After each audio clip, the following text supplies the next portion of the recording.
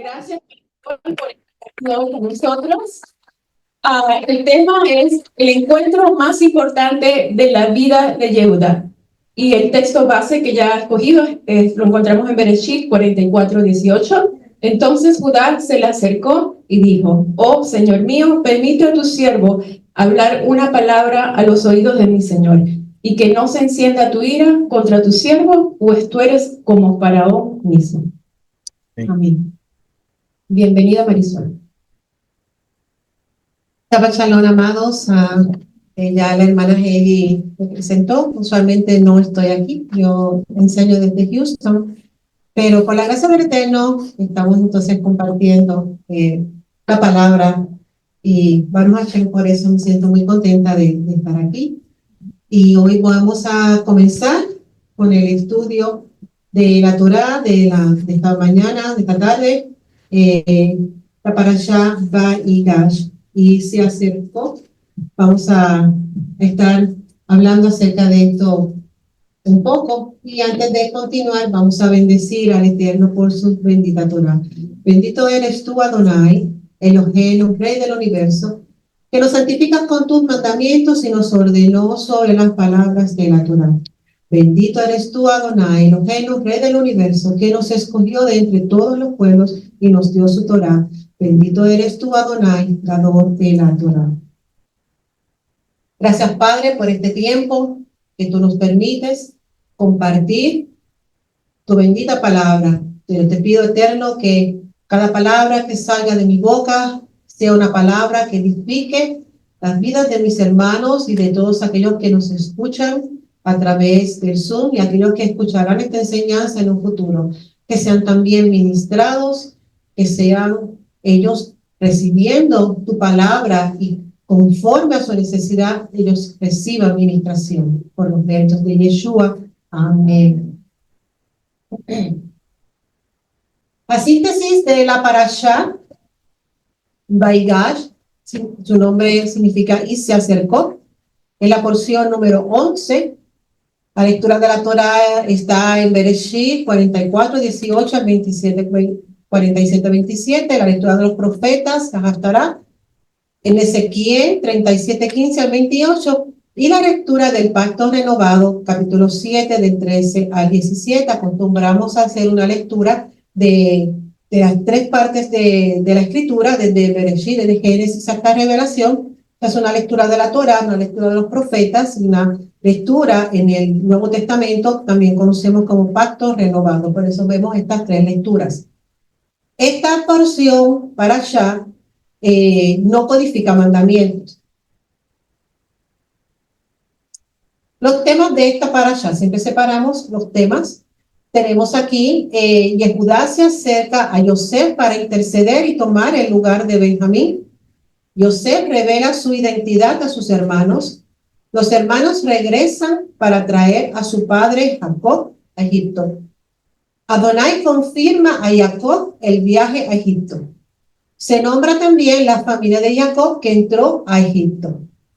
Faraón les entrega lo mejor de la tierra de Egipto, que es Gosén, para dar Jacob con toda su familia. Y Yosef adquiere para Faraón las propiedades de los egipcios, excepto las tierras de los sacerdotes. A causa de la hambruna, las personas cedieron sus tierras por alimentos y unos impuestos de más, y fue Yosef adquiriendo las propiedades para Faraón, excepto la de los sacerdotes, pues se consideraba que era sagrada.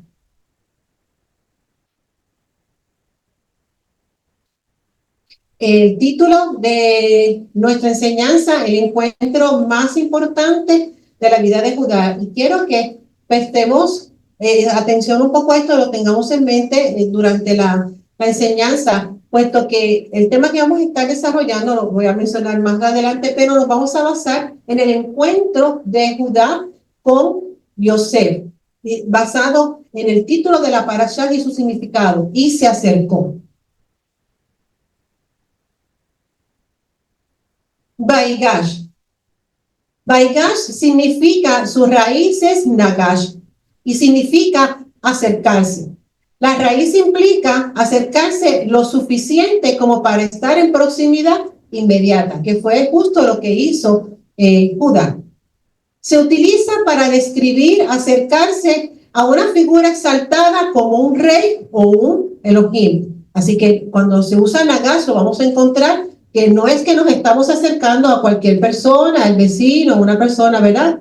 Tal vez del mismo rango que nosotros, sino que nos estamos acercando a una persona que está en superioridad, sobre todo en autoridad, en dominio.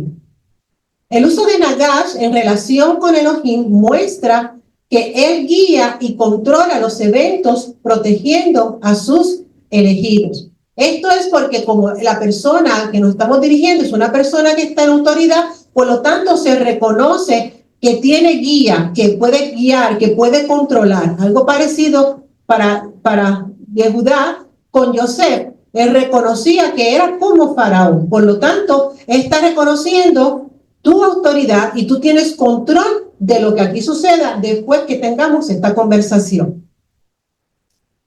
De acuerdo al rabino Monk, esta palabra expresa la acción de acercarse a alguien que tiene tres significados distintos. Una de ellas es presentarse, acudir y avanzar. Presentarse significa que seamos vistos por Hashem, llegar a su presencia.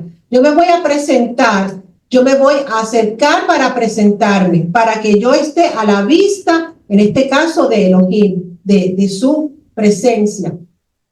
Acudir, reconocer que el Eterno es nuestra única opción. Cuando se utiliza acudir, en este contexto, se está refiriendo a cuando tú acudes, por ejemplo, a una corte para buscar justicia.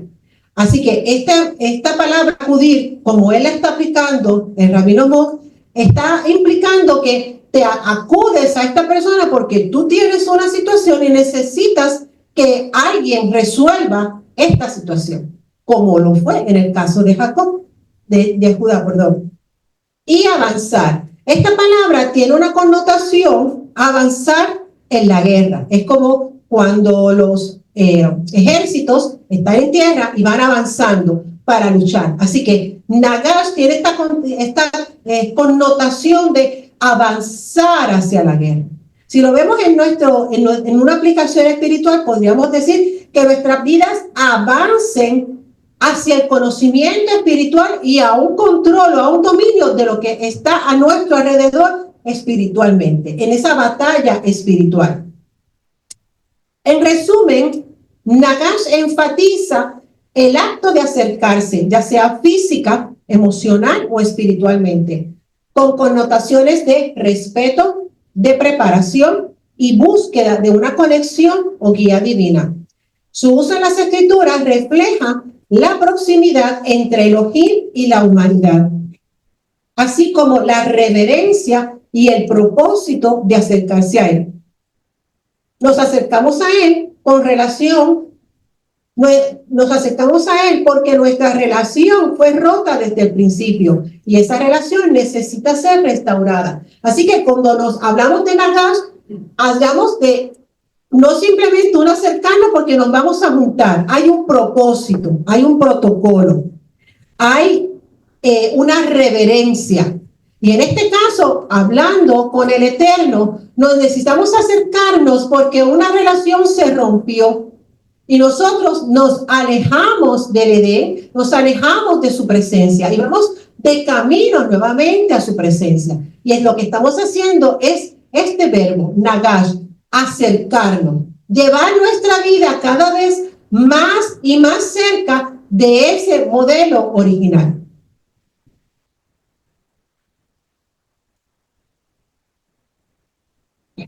Una relación cercana con el Eterno es lo único que puede sostener al hombre.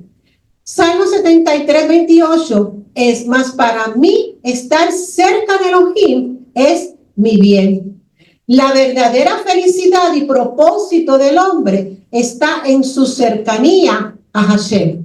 Si tomamos en cuenta que nosotros fuimos creados y puestos en el Edén, esa era nuestra finalidad, vivir cercanos a Hashem, estar cerca de él. Para eso fuimos creados. El estado en el que estamos, no fuimos creados para vivir lejos del Eterno. Por lo tanto, como dice el salmista, estar cerca de Elohim es mi bien. Por lo tanto, el texto va a resaltar que la verdadera felicidad y ese propósito radican en esa cercanía. Y por lo tanto, alejarse de Elohim, en cambio, lleva a la ruina espiritual y moral. Si vamos a nuestra parashá y pensamos, ¿qué pasó con Yosef?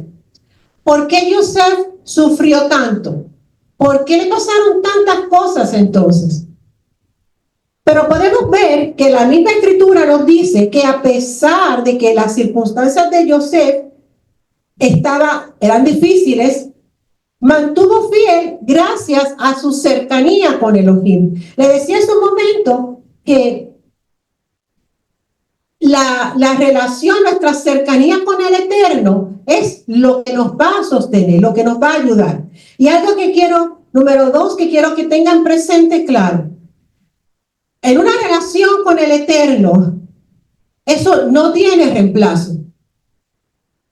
Acercarnos y estar cerca de Elohim y alimentar una relación con el Eterno no tiene reemplazo, es necesario. No se puede sobrevivir si no tenemos una relación con Elohim.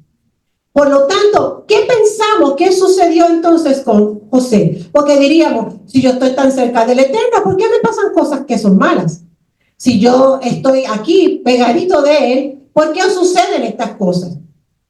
Pero es interesante, y vamos a ver cómo en Bereshit, Génesis 39:2 y 3 versículos más, nos dejan claro que a pesar de las circunstancias en las que estaba José, que nosotros, como dice nuestro pastor, sabemos el resto de la historia, era un propósito del Eterno, no empecé a que las estaba pasando difícil, estaba solo. Génesis 39:2 nos dice, y el Eterno estaba con José, que llegó a ser hombre próspero y estaba en la casa de su amo el egipcio. Él estaba sirviendo como esclavo. Él fue comprado por él. Pero dice que el Eterno estaba con José. Por lo tanto, podemos estar pasando o estar en una situación que pudiéramos decir incómoda, difícil, y el Eterno está con nosotros. Por lo tanto, no siempre que estamos en una situación difícil significa es que yo estoy mal, es que se levantó todo en contra de mí, es que el Eterno no me escucha. No, porque hay testimonio en la Escritura que se puede estar siendo esclavo, se puede estar incluso en la cárcel y el Eterno está contigo. Así que tenemos este testimonio. Génesis 39:2 nos dice, mas el Eterno estaba con José y extendió su misericordia y le concedió gracia ante los ojos del jefe de la cárcel. Así que él estaba preso, pero se le extendió gracia y misericordia. Y Génesis 39:23 nos dice, el jefe de la cárcel no supervisaba nada que estuviera bajo la responsabilidad de José, porque el Eterno estaba con él y todo lo que él emprendía, el Eterno lo hacía prosperar. Así que si es posible estar en una situación complicada y el Eterno estar con uno. Yo estoy segura que si yo les pidiera levante la mano, ¿cuántos han estado atravesando una situación difícil? Pero a pesar de el Eterno estado con ustedes, muchos levantarían la mano. Yo levantaría las dos. Porque la ha pasado bien difícil, pero el Eterno ha estado conmigo. Por lo tanto, una cosa no quita la otra. Lo que sí se necesita es que en medio de todo ese proceso hay que estar cercano al Eterno. Ese es el detalle. En medio de ese proceso no podemos empezar, a correr porque la cosa se puso difícil. No, es cuando más nos tenemos que acercar.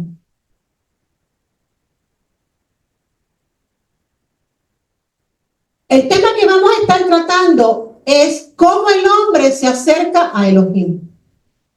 Para eso vamos a ver 3 aspectos: determinación, la introspección y los desafíos. En la determinación vamos a ver qué es aquello que necesitamos para comenzar. Esto es el inicio. La introspección, porque es necesaria siempre una evaluación. Y los desafíos, porque como vemos con Yosef, Siempre van a haber desafíos cuando se trata de acercarnos al Eterno.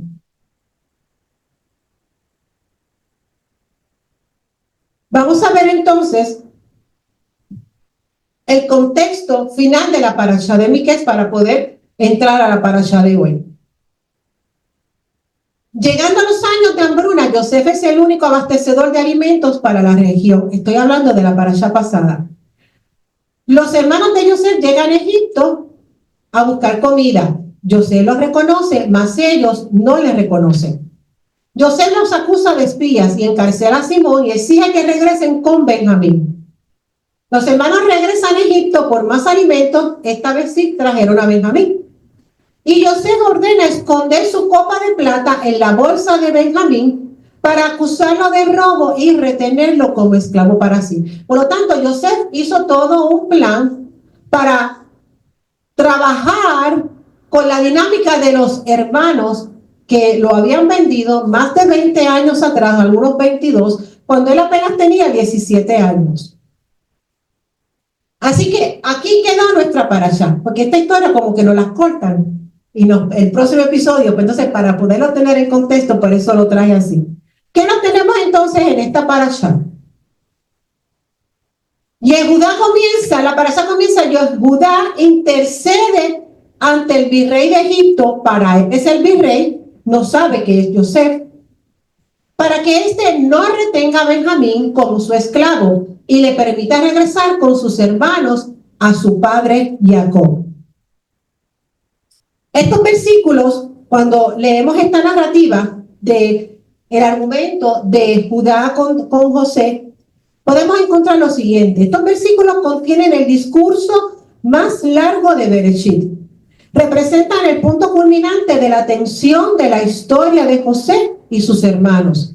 Aquí vemos al Judá reformado, aquel que había aprendido a tener compasión. Su compasión por su padre se destaca al final de su discurso, donde utiliza la palabra padre 15 veces. A lo largo de este discurso, Judá usa un lenguaje respetuoso, casi servil. Se refiere a sí mismo, a sus hermanos y a Jacob como siervos de José. 10 ocasiones y siempre se dirige a José como mi señor, lo cual hizo 7 veces. Gran parte de su apelación consiste en relatar conversaciones pasadas, las palabras de José, de los hermanos de José, de los hermanos de Jacob, del propio Judá. De este modo permite que el gobernante egipcio escuche la historia desde el punto de vista de cada participante, esperando así involucrar a José en una comprensión empática que lo ayude, que lo lleve a conceder favorablemente su petición. Así que Judá se da la dinámica de cómo yo puedo argumentar delante de este virrey para que permita ir a mi hermano.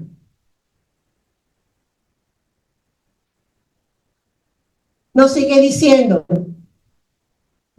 porque yo, tu siervo, me hice responsable del muchacho con mi padre, diciendo, si no te lo traigo, que lleve yo la culpa delante de mi padre para siempre. Ahora pues te ruego que quede tu siervo como esclavo de mi señor en lugar del muchacho, y que el muchacho suba con sus hermanos. Pues, ¿cómo subiré a mi padre, no estando el muchacho conmigo, sin que yo vea el mal que sobrevendrá a mí? Así que él comienza y le dice, yo, tu siervo. Yehudá logra con éxito demostrar el vínculo entre Benjamín y su padre Jacob para apelar a la compasión de Yosef. Sabemos que este fue lo último que le dijo a Yosef, y Yosef de aquí no se pudo resistir más. Y se ofrece a sí mismo como esclavo en lugar de Benjamín. Judá demuestra que no volverá a cometer el error del pasado que trajo desgracia y quebranto a toda la familia. Yosef se conmueve y se revela a sus hermanos.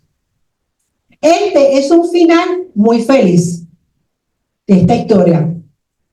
Pero este final comenzó con un acercamiento.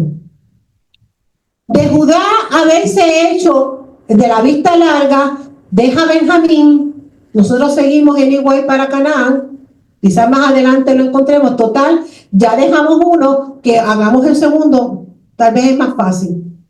Pero no fue así. Todo esto termina bien porque Judá se acercó e intercedió por su hermano. Judá también tuvo que pasar un proceso interior para que su causa fuera juzgada justa.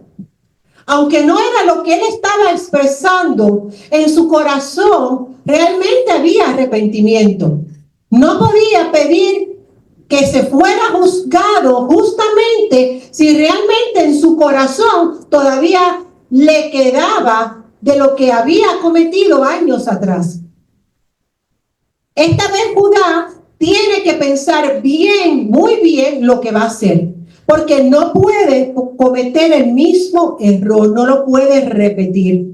Por lo tanto, Judá tenía desafíos que superar para poder enfrentarse a José y permitir y lograr que su hermano Benjamín regresara con Jacob.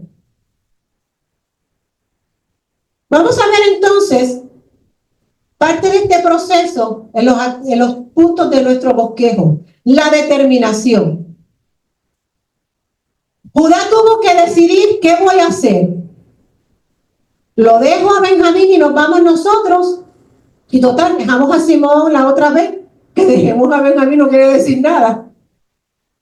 Por lo tanto, una carga menos. Hay un camello menos que hay que empujar. Pero tuvo que decidir qué voy a hacer. Así que tuvo que tomar una determinación.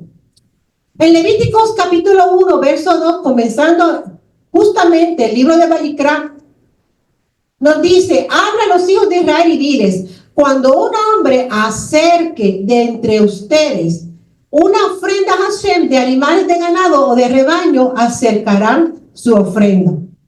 Y la palabra que me quiero enfatizar aquí es hombre. Cuando un hombre se acerque, la palabra en hebreo que utiliza es Adán. Así que está hablando en general. No está diciendo a los hijos de Israel, a los levitas, no. Cuando un Adán, un hombre, eso es genérico, cualquiera. Por tanto, esta palabra aquí significa persona o hombre y es interpretada en su sentido más amplio para incluir a todos los seres humanos.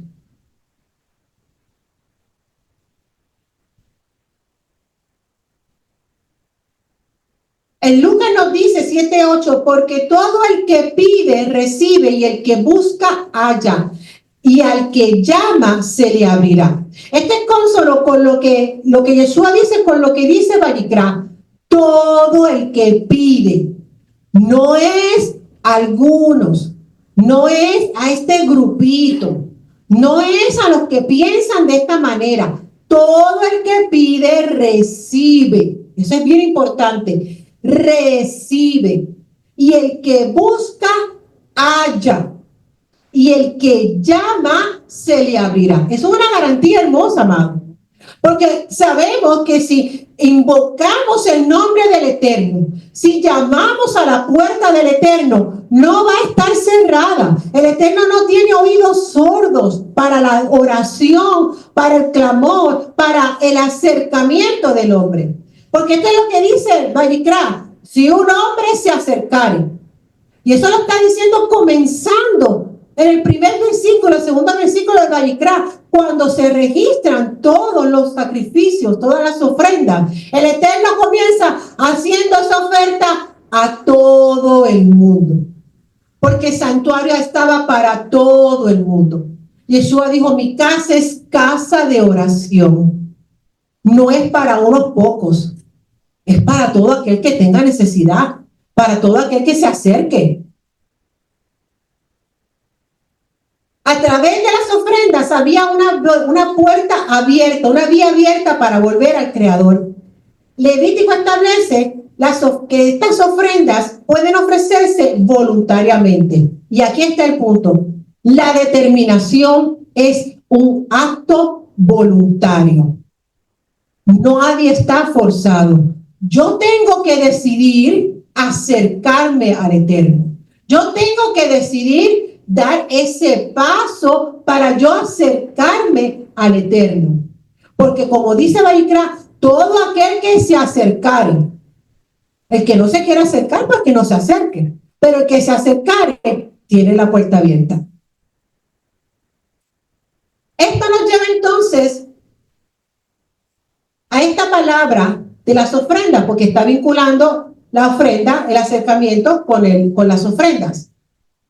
La raíz de la palabra Corbán es kará y significa acercarse o más relacionarse o relacionarse más estrechamente. Esa es la idea que hay detrás del corbán, de la ofrenda.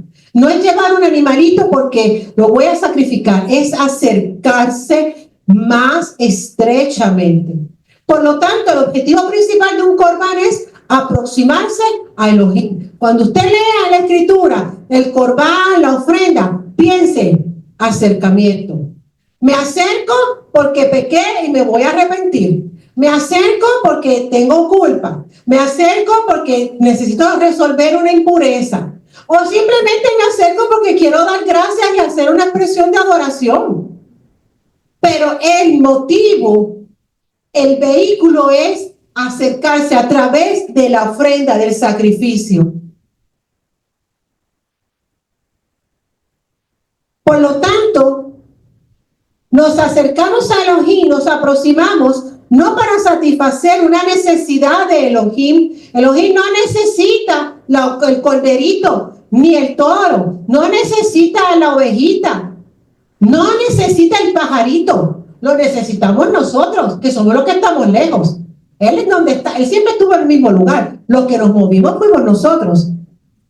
Por lo tanto, el objetivo es facilitar un acercamiento al ser humano hacia Él. Es un acto de autodedicación, de conexión y elevación espiritual.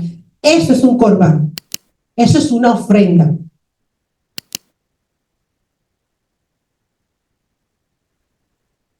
Pero ¿qué sucede? No tenemos un templo para llevar unas ofrendas. Y no sé qué nos queda. ¿Qué nos dicen los profetas y el Salmo? Tomad con vosotros palabras y volveos a Hashem. Decidle, quita toda iniquidad y acéptanos bondadosamente para que podamos presentar el fruto de nuestros labios. Ese es el consejo de Oseas. Estamos mal, estamos apartados, pero ¿qué vamos a hacer? Tomad con vosotros palabras y volveos a Hashem. Quita la iniquidad y acéptanos para presentar el fruto de nuestros labios. Está hablando lo que nosotros verbalizamos en arrepentimiento para presentarnos delante de Él. Dice el Salmo 119, 108, te ruego acepte las ofrendas voluntarias de mi boca, oh Hashem, y enséñame tus ordenanzas. Por lo tanto, el salmista está haciendo referencia a nuestras alabanzas, haciendo referencia a nuestra boca, las alabanzas, las expresiones de nuestra boca como ofrendas voluntarias. Entonces, ¿a qué nos lleva esto? A la oración. ¿Qué es la oración? La oración desde una perspectiva general es hablar y escuchar Elohim. Sirve para relacionarnos con el Eterno. Pero desde la perspectiva hebrea, orar es acercarse al Creador. Y requiere tres cosas. Requiere Kavaná, que implica tres cosas. Una intención, una motivación y concentración. Eso es Kavaná. Intención, motivación y concentración. O sea, es un momento donde nos detenemos para hacer una oración, para acercarnos al Eterno. Ahora tienen que ir hilando los puntos para presentar mi ofrenda, que es de boca, que me va a llevar a conectarme con el Eterno.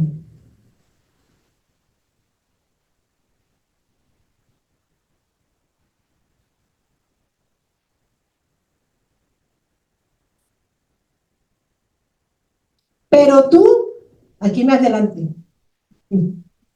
pero tú, nos dice la Escritura en Mateo 6:6, pero tú cuando ores, entra en tu habitación, cierra la puerta y ora a tu Padre que está en secreto. Eso es lo que dijo Yeshua. Tú cuando ores, mira, entra en tu habitación, cierra la puerta, busca intimidad, un espacio especial, que nada te estorbe, que nada te distraiga, porque necesitas cabanar. Tienes la motivación, voy a presentarme. Necesitas una intención, el por qué, y necesito concentrarme. Y esto es consono con las palabras de Yeshua. Tú cuando ores, entra en tu habitación y cierra la puerta y ora a tu Padre. Esta es otra lección que debemos aprender. No oramos a cualquier persona, oramos al Eterno, nos dirigimos al Padre. Por los méritos de Yeshua, porque no por los míos y por ustedes tampoco. Aquí nadie tiene mérito para presentarse delante del Eterno. Pero por los méritos de Yeshua, usted puede llegar a la presencia del Eterno. Pero la finalidad es el Padre, es el Eterno. La oración debe ser entonces parte de nuestra vida. La oración es nuestra primera línea de conexión con el Eterno. Es el cordón umbilical por el que se alimenta nuestro ser. La oración nos da dirección porque aclara los pensamientos. Es un tiempo de oración que conduce a su presencia. Y somos fortalecidos en esa presencia. Lucas 22:44 nos dice, y angustiado oraba con mayor intensidad, de modo que su sudor era como grandes gotas de sangre que caían hasta la tierra. Ese era Yeshua. Ahora pregunte, si Yeshua, entendiendo lo que iba a vivir, que era a propósito del Eterno, él no estaba haciendo nada que estuviera fuera del orden, sabía que era difícil, sabía que el Padre lo sabía. ¿Por qué entonces oró con tanta intensidad? Y si él oró con tanta intensidad, ¿con cuánta intensidad tengo que orar yo cuando estoy en una situación difícil? Es cuando más intensamente tenemos que orar. Más intensamente tenemos que estar en la presencia del Eterno. ¿Por qué? Por lo que mencioné anteriormente. Porque nuestros pensamientos se aclaran. Porque obtenemos dirección. Porque obtenemos fortaleza en medio de esa presencia que creamos con nuestra ofrenda, con nuestra oración. Creamos un ambiente donde la Shekinah, la gloria del Eterno, desciende y hace algo extraordinario en nuestras vidas, que nos prepara cuando salgamos de la puerta que cerramos. Estoy listo para el mundo, estoy listo para lo que venga.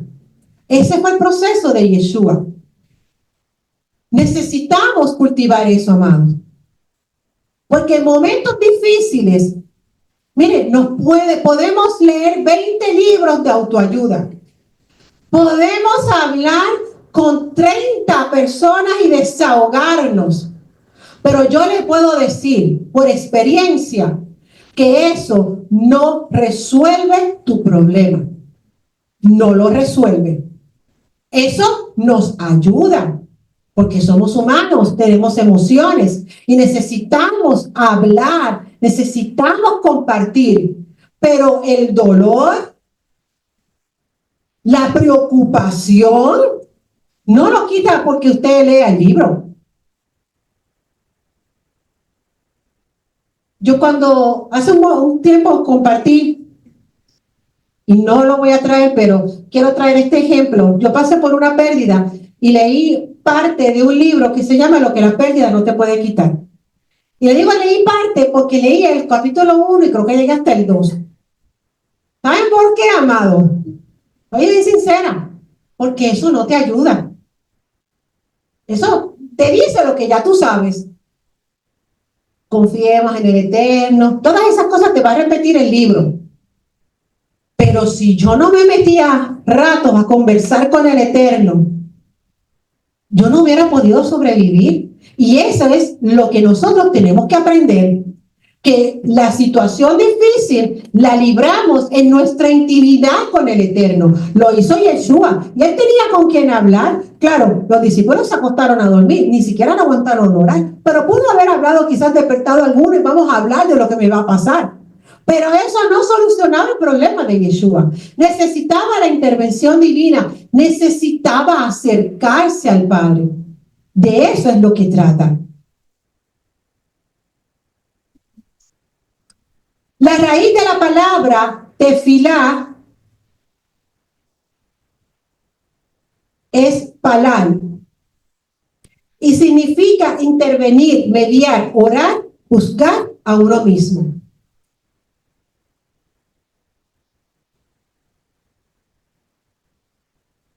Porque en medio de esta oración, de esta ofrenda que estamos levantando, hay unas cosas que tienen que ocurrir.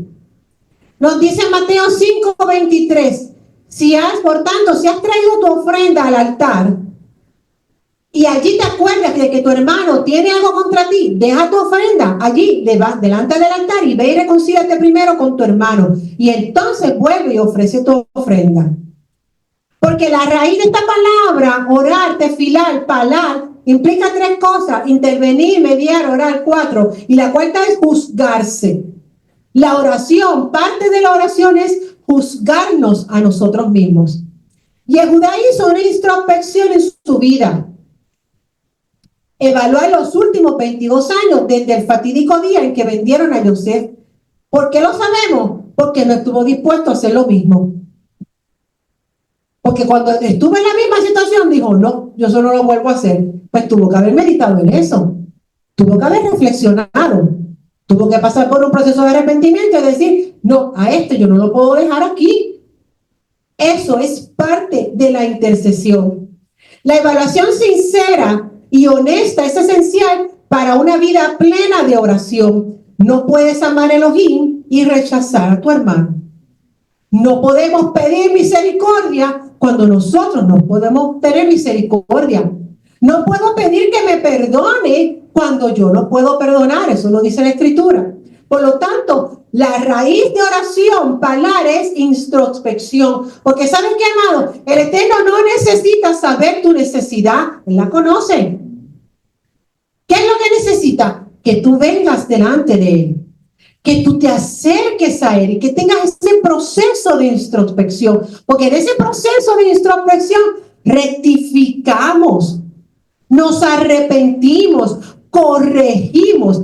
Lo que necesitamos, eso lo saben. Sí, los pajarillos, dice la palabra, no siembran ni tienen su semilla. A él no le preocupa que no tengamos para pagar la renta. Eso él lo puede resolver. A él lo que le preocupa es tu corazón. Y ahí es que nosotros nos tenemos que ocupar.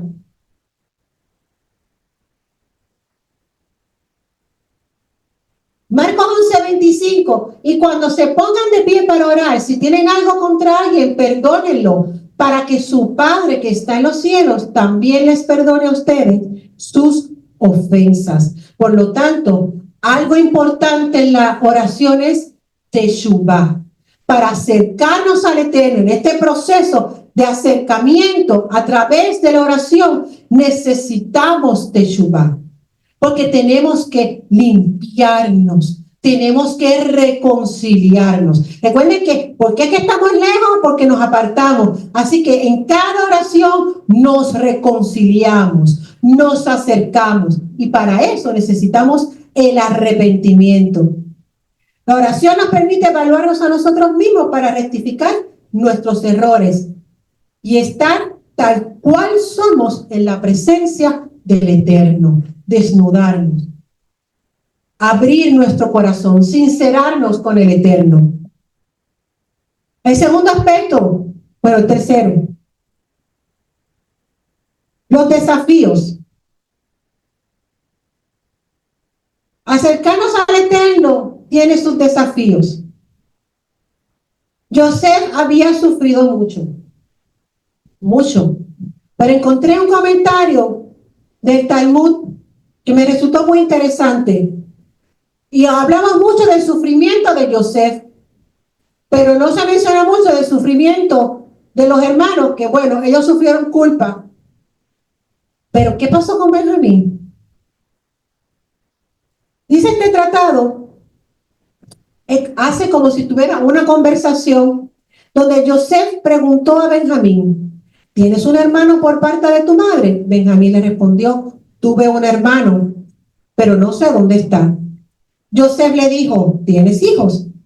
Le respondió, tengo 10. Luego Joseph le preguntó, ¿cuáles son sus nombres?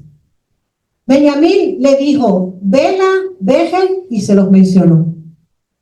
Joseph le preguntó, ¿qué significan estos nombres? Benjamín le dijo, todos estos nombres aluden a mi hermano desaparecido y a las tribulaciones que le ocurrieron. Bela, porque fue tragado por las naciones. Bejer, porque era el primogénito de su madre. Ashbel, porque Elohim lo tomó cautivo. Gerá, porque habitó como forastero. Naamán, porque era muy agradable. Ejí y Rosh, porque era mi hermano y también mi jefe. Mupín, porque estudió de la boca de mi padre. Jupín, porque no presenció mi boda, ni yo la suya. Y Al, porque descendió entre las demás naciones. Cuando yo vi esto, amados, yo lo que pensé, que mucho también sufrió Benjamín la ausencia de su hermano.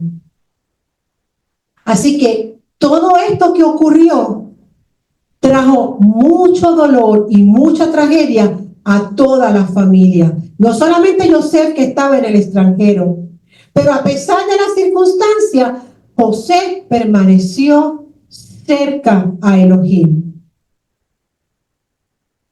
Así que uno de los desafíos es el dolor. Muchas veces cuando estamos en dolor tenemos muchos motivos para quedarnos quietos. Se requiere, la verdad, un esfuerzo mayor cuando estamos en un dolor o en un sufrimiento para acercarnos al Eterno, porque nos sentimos abatidos, nos sentimos débiles, nos sentimos vulnerables y no encontramos cómo acercarnos al Eterno. Otro desafío que hay que superar es la vergüenza o el miedo. En Génesis, el Eterno llamó al hombre y le dijo, ¿dónde estás tú? Y él respondió, oí tu voz en el jardín y tuve miedo porque estaba desnudo y me escondí. A veces el miedo y la vergüenza de lo que hicimos o la vergüenza de lo que no hicimos, nos impide acercarnos al Eterno. Mantener la pureza en un mundo corrompido. Yeshua dijo, yo les he dado tu palabra y el mundo los aborreció porque no son del mundo como yo tampoco soy del mundo. Mantener la pureza es un requisito. Vamos a ponerlo para mantener una cercanía con el Eterno. Porque a medida que nos acercamos al Eterno, nuestras vidas son limpiadas. Y después que son limpiadas y restauradas, no volvemos atrás, nos mantenemos en ese estilo de vida. Por lo tanto, mantener una pureza en un mundo corrompido es un desafío. Acercarse al Eterno en un mundo que aborrece a Elohim, porque a veces tenemos miedo a ser diferente, a ser señalados. Y la quinta, el descuido. Dice la parábola, Yeshua hablando, otra parte cayó en pedregales donde no había mucha tierra y enseguida brotó porque la tierra no era profunda. Y cuando salió el sol se quemó porque no tenía raíces, se secó. Marcos capítulo 4, verso 5. El descuido, los afanes del mundo, la vida rápida que llevamos, tantas cosas que tenemos encima, como digo yo, eso puede hacer que la raíz de nuestra vida espiritual se seque, se queme, el sol la agobie y la queme. Y eso también es un desafío. Tenemos que encontrar el tiempo para acercarnos al Eterno. De no ser así, el sol va a quemar y la va a secar. ya sean las tribulaciones o los problemas, podemos interpretar eso como el sol, va a secar y va a destruir nuestra raíz. El encuentro de José y Judá. Nuestro título. El encuentro más importante en la vida de Judá. Judá pudo haber tenido muchos encuentros, pero para mí este encuentro fue el más importante en la vida de Judá. Su encuentro con José, su hermano, que había vendido como esclavo. Este encuentro fue el más importante, ¿por qué? Porque restauró una familia, restauró un pasado y puso en marcha un futuro. ¿Por qué un futuro? Porque a partir de ese momento, la condición de la familia completa iba a cambiar. Así que en ese acercamiento de Judá a José, cambió todo el escenario. Cambiaron hasta de lugar, se mudaron. Ese acercamiento le dio la oportunidad a Judá de rectificar un error. Usted sabe lo que es tener la oportunidad de corregir algo mal que hice en el pasado. Eso es grandioso, amado, porque yo puedo probarme que no lo volví a hacer. Lo hice una vez, pero no lo hice dos. Eso es grandioso.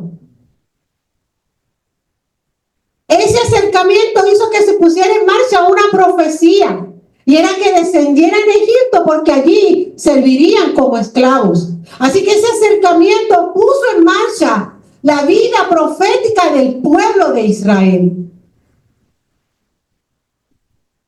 Todo eso gracias a que Judá se acercó. Ahora pensemos cuántas cosas cambiaron en la vida de esta familia porque Judá tuvo la determinación de acercarse al Eterno. Pero ahora preguntémonos, ¿cuál es nuestro encuentro más importante? Pensemos por un momento, ¿cuál es mi encuentro más importante? Posiblemente un encuentro con un padre, con una madre, con un hermano, con tu pareja, con tus hijos. Tal vez un encuentro con Yeshua para poder llegar al Padre.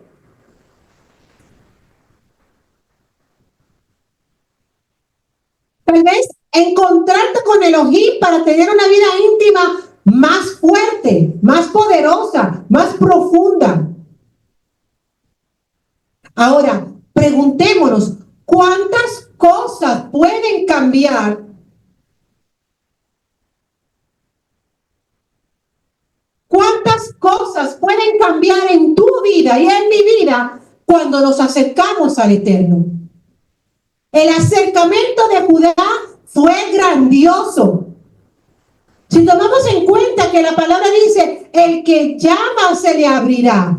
Cuando se abre esa puerta, ¿qué vamos a recibir?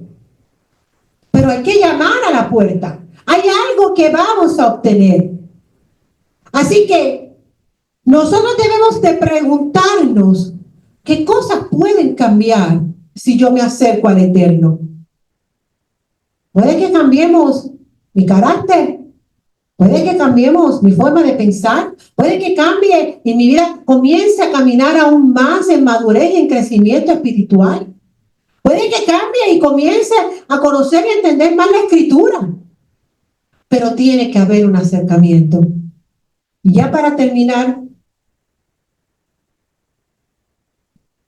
quiero leer un versículo en la carta de Santiago 4:8.